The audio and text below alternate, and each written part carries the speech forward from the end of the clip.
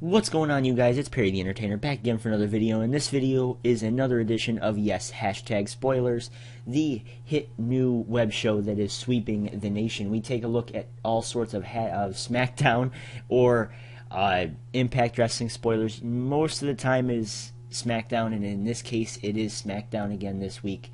I still kind of am not feeling too hot this week. So that's why we didn't decide to go with the live Raw review. Plus, I watched more of the Eagles and Colts game than I did the actual Raw. So that's kind of another reason why I just decided to say, forget it with Raw. Because I'm starting to lose it, like with Raw. Like I'm starting to lose my interest in Raw and everything, and it's not feeling too good. It's especially, I'm a wrestling fan and everything, and I don't mind making sports videos. I don't mind grabbing a few sports people and, talking about sports instead, but this channel is mainly prioritized for wrestling, and I'm starting to lose it, and I know that a lot of, people like watching these videos and everything, but I'm starting to my interest is starting to fade, is basically all I gotta say. But that's not going to stop me from bringing you guys all sorts of spoilers for the week of September 19th, 2014 in the world of WWE. Now, I don't have my free plug party up there, but you guys know the drill. It's all in the description box. Go check out the Nation group page down in the comment section on Facebook. Follow me on Twitter at the PTE Show. What else are we forgetting? I know we're forgetting. Oh, yeah, you're obviously watching this on my YouTube channel, so there's no need to really plug my subscriptions. But if you guys want to be the first to view the newest edition of Hashtag Spoilers, the next episode, you guys can hit that subscribe button down there, and it's definitely the best 15 to 20 minutes of your day. Let's finally get this thing started. I'm done for talking for the day. Alright, so seems like this is kind of becoming a running occurrence with Roman Reigns. He's kind of the picture on this all the time, isn't he? Like, I think he has been for the last 3 weeks on this show. So, it looks like Roman Reigns is going to have another big part in tonight's SmackDown, it looks like. So, yeah, like I said, I didn't watch a whole lot of Raw, so, cut me some slack, but I don't know. So... Jimmy Uso defeating Cody Rhodes, Jey Uso, and Goldust were at ringside. So these two are going to be fighting for the tag belts this Sunday at Night of Champions. I'm sorry, I just woke up too. I know it's fucking noon, but still. I see the Usos still somehow going over at Night of Champions, but it's not going to stop Cody and Goldust from having some sort of big heel run. I mean, I know that they're kind of just the placeholders for the Ascension, and now that they lost the tag titles to the what are they called? Sin Cara's team. I saw that on the Takeover 2 thing. Since they lost the tag titles to them, it looks like that the Ascension could be brought up sooner rather than later, and maybe after Night of Champions, because now if the Usos beat Cody Rhodes and Goldust, then the tag division's kind of dies. I mean, yeah, I know it is kind of dead already, because you got like 4 freaking teams now, with Ryback going down with his injury, and the Big Show and Mark Henry being on again, off again, more freaking bipolar than a woman. But I don't really know. I think the Usos are going to somehow get the victory. But Cody Rhodes, why do I keep saying that? Cody Rhodes and Goldust. I think it's a lot easier just to say Stardust, but he's still known as Cody Rhodes. The ban is still on, so Cody Rhodes and Goldust. It looks like that they're going to be just the placeholders for the Ascension. So that when the Ascension do been brought up, they can kind of grab the tag titles and run with it. So I'm pretty excited to see what the tag division has in store for the next few months, or to come. So I'm actually kind of quite excited, and I know that we're going to have to sit through periods like this where the tag division, or at least some sort of division, whether that be the mid card or the the divas or the main event card, we're going to have to sit through periods where it is slow and it is uninspiring, unexciting, all that stuff. I understand that, but I think if we can sit through it, the payoff is going to be much, much better. and especially in this case, we're going to be able to see the Usos versus the Ascension, whether that be at maybe Survivor Series, TLC, maybe even held at the Royal Rumble or something like that. I think it would be very good for the tag division to see a match like this. So let me know what you guys have to say about the possibility of the Usos versus the Ascension coming later this year instead of having to wait after WrestleMania when all the big NXT stars get brought up anyway. Looks like that's what they're going to be doing with Kenta, but I don't know. Sheamus and Dolph Ziggler defeat The Miz and Cesaro. R-Truth and Damian Sandow were at ringside. So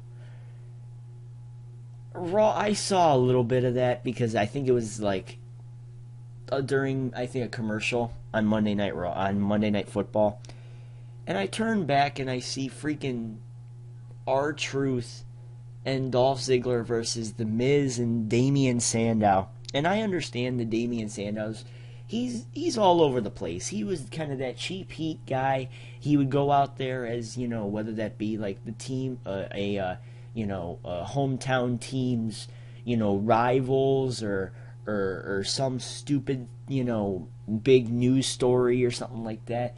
And he'd go out there and he'd make fun of it and everything and have the face eventually go out there and attack him and beat him and everything, which is understandable.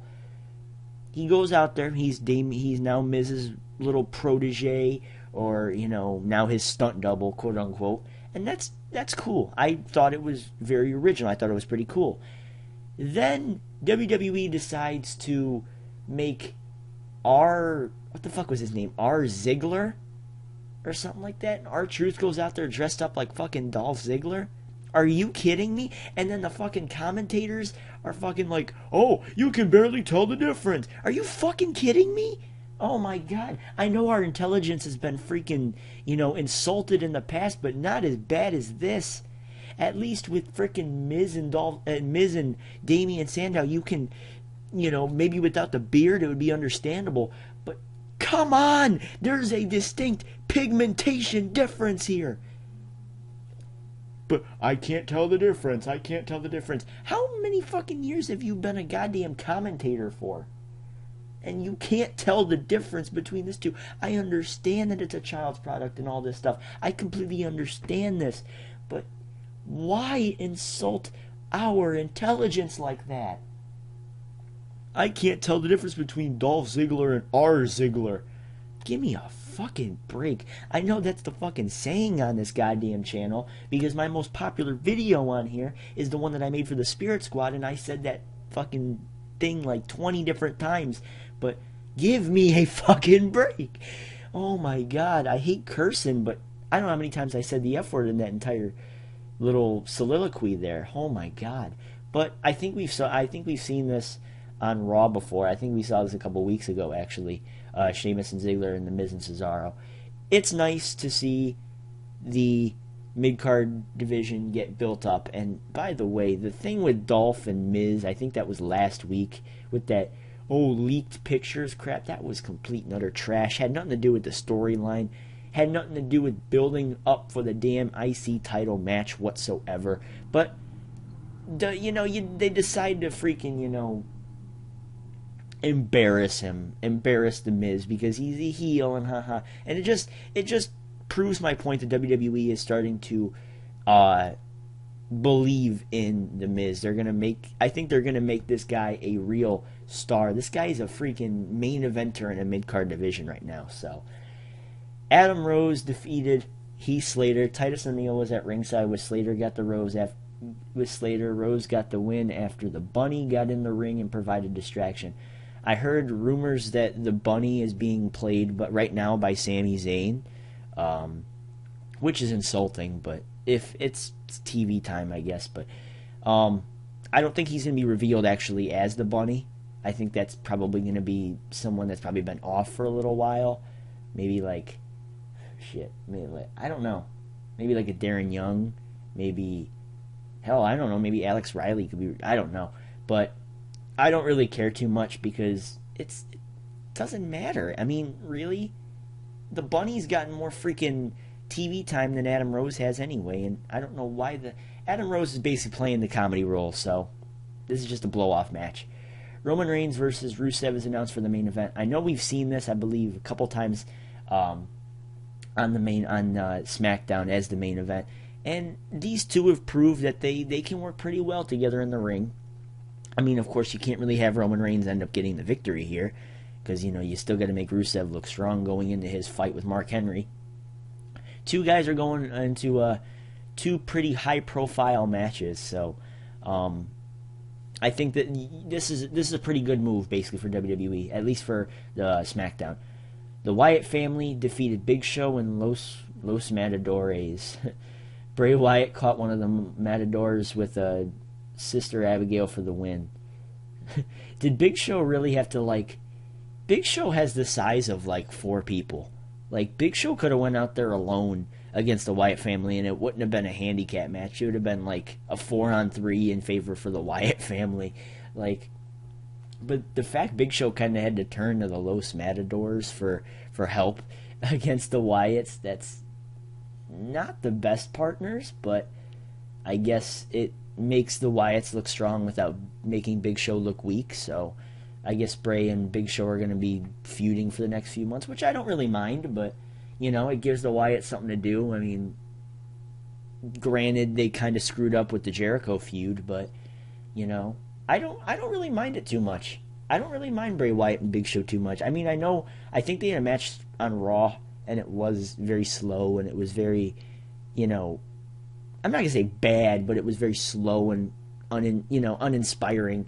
But I don't know. This could really build Bray Wyatt, because Big Show being a multi-time world champion, he's the world's largest athlete. He's got this big resume in wrestling and in WWE. So for Bray Wyatt to go over him or something, that would definitely give you that reasoning that Bray Wyatt, they are serious about building Bray Wyatt and the Wyatt family. Now, maybe not the Wyatt family, but Bray Wyatt, of course. But, I still see Bray somehow winning the belt within the next 2-3 years. So, if he doesn't, you can come back to this video and call me a retard. So, AJ Lee is out for commentary next.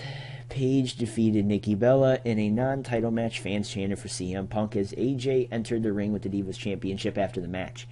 Paige demanded the title, and they struggled for it. Nikki laid them both out and posed with the belt.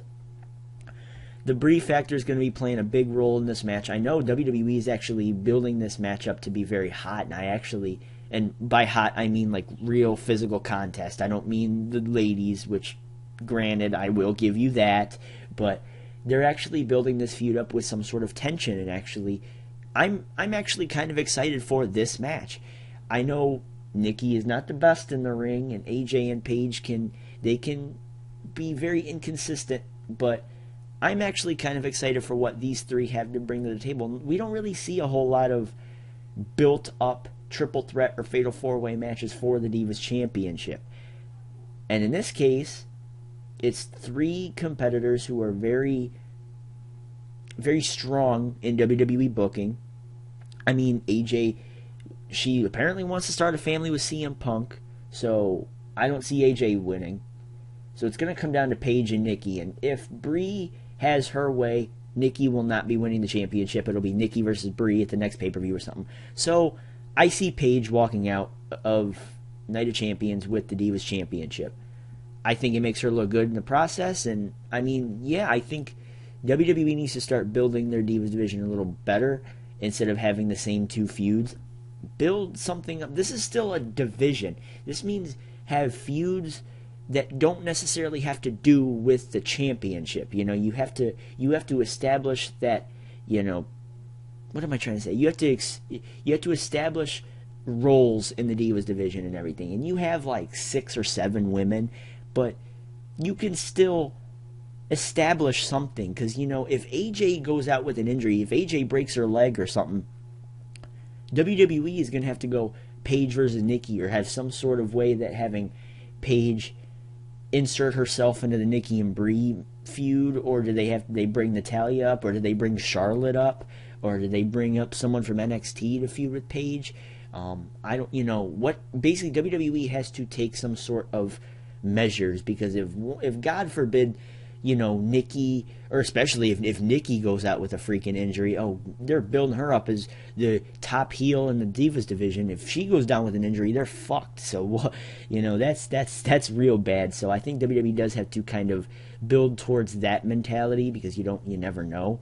But Bo Dallas defeated Jack Swagger. I know we're running a little out of time, so I can't really talk a whole lot about that.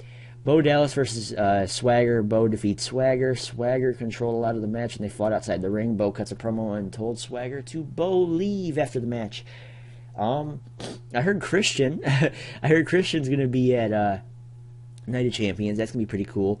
So it kind of takes place for the a pre-show match. So Bo and Swagger looks like they're left off the card. So I wasn't really interested in the feud anyway. I don't know what the hell they're actually trying to do. Bo is I don't know. People actually want to cheer for him, but he's a bad guy. Like that's how it's getting. Let me check the timing. What are we on here? We are 16 minutes in. Okay, so we're actually doing good on time, guys.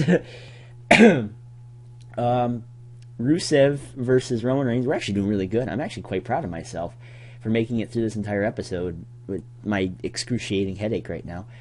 Rusev versus Roman Reigns ended with Seth Rollins interfered. When Seth Rollins interfered. Ooh, I don't know what the hell that was. Rusev wins by disqualification. Rollins jumped off the top with his briefcase, but Reigns moved and Rollins hit Rusev instead. Reigns sent Rollins to the floor and hit a Superman punch on Rusev. Rollins pulled Reigns to the floor and they brawled at the announce table. This is a good back and forth match with some good power move sequences. I'm not a big fan of having Rollins hit Rusev and that make Rusev, he's out for the count, so it's going to be Roman Reigns and Rollins just fighting to end SmackDown. Kind of makes Rusev look bad. I mean, not even have Mark Henry show up and fuck over, Rusev or something like that. I mean, at least that would have been understandable, but I don't know why the hell not have, something like that happen. But all in all, SmackDown doesn't look too bad this week. It looks a lot better than last week. For the go-home edition of SmackDown, at least, it was definitely a lot better than Raw, at least for what I saw. But would I recommend it? If you got nothing to do on a Friday, definitely pop on that Sci-Fi channel and check out SmackDown this week. So I'll give my PTE recommendation for it. Go check out SmackDown this week. Anyway, that's about it for me today, guys. I will talk to you guys later. Probably Saturday. I'm going to try and see if I can get a Night of Champions preview show over, maybe with Pat and Mike from SummerSlam when I did it with them too. I'll ask them and see if they can make it for this Saturday. And hopefully we can check you guys out then. And if not, then you guys will see me for my Night of Champions review show, which will take place like we said, right after the show. So, one more thing. I know I'm kind of dragging this out a lot more.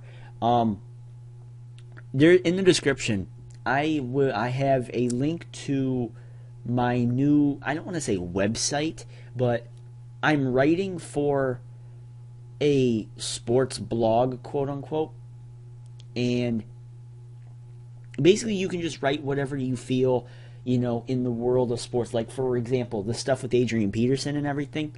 I'm going to include a link down in the description box for what I said about it. I finally got all my, thoughts and everything out in this one blog, and I want you guys to check it out and let me know what you guys think about it. I want to help you guys out with some fantasy stuff. If you guys have any questions for fantasy football, who should I start this week? Who should I sit this week? Who's better? Who's going to be better in the long run, Peyton or Stafford or something like that? Let me know what you guys have to say about that, because I know a lot of you guys do fantasy sports. I know a lot of you guys do you guys track the NFL and everything, and I want to help you guys out, and I want to kind of expose my sports kind of intellect out there, and I want to help you guys out however much I can. I don't have a degree in doing what the guys in ESPN do, but I definitely have a pretty good resume. So go check out the link down in the description box and check out the article, and leave comments and email me and all that stuff, and let me know what you guys have to say about that. Let me know what you guys have to say about SmackDown, and I will talk to you guys later. All the links are down in the description box below. I am talking way too fast to end this video. Perry the Entertainer signing out. Peace.